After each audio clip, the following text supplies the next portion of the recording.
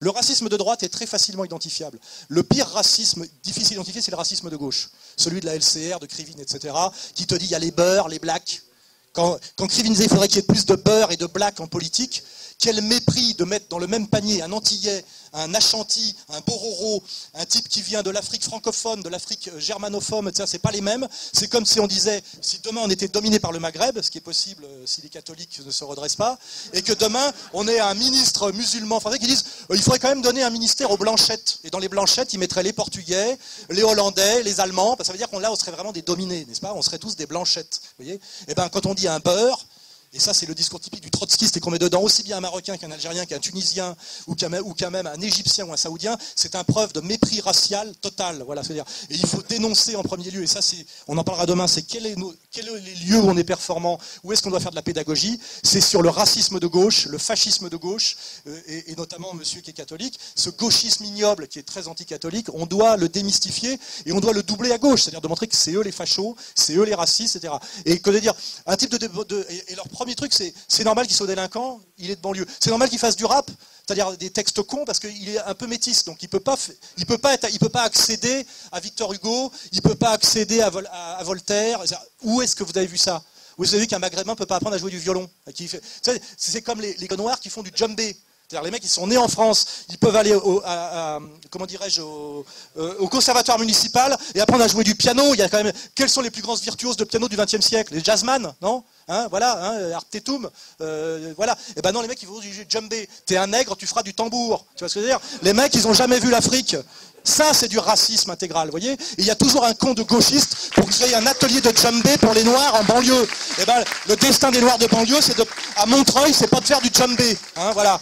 On a quand même l'exemple du jazz, on a quand même des virtuoses d'instruments occidentaux qui sont le piano, le saxophone, la trompette. On a Miles Davis qui jouait Bach 8 heures par jour dans sa baignoire quand il avait 20 ans pour devenir un des plus grands musiciens du XXe siècle. Mais encore faut-il s'ouvrir au génie du jazz, par exemple. Voilà, c'est un travail qu'il faut faire. Un des meilleurs ateliers de ER, j'insiste là-dessus, on en reparlera peut-être encore demain, c'est d'aller mener des combats là où c'est performant. Dénoncer le racisme de droite, c'est très facile. Dénoncer tuer des cadavres, pour chasser Hitler, c'est très facile, il est mort déjà depuis 60 ans, vous voyez. Mais le problème, c'est la lutte antifasciste de retard, c'est le faux antifascisme, etc. Et moi,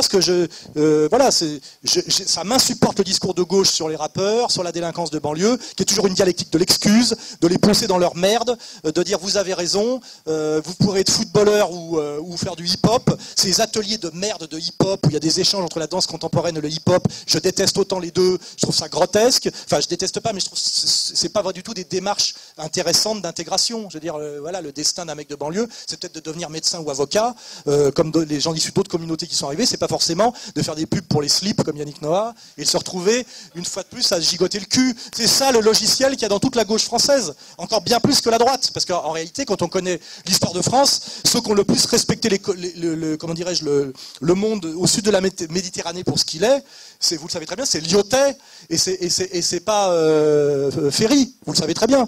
Le mépris colonialiste vient de la gauche, et de la gauche franc-maçonne, de la républicaine, avec en plus une arrière-pensée d'argent. Voilà.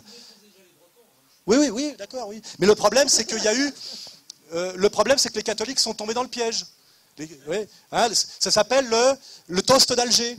Parce qu'on leur a dit, si vous collaborez avec la franc-maçonnerie, colonialiste, alors qu'ils étaient contre, vous pourrez convertir. Vous voyez, ils n'ont jamais converti personne, mais ils se sont déshonorés.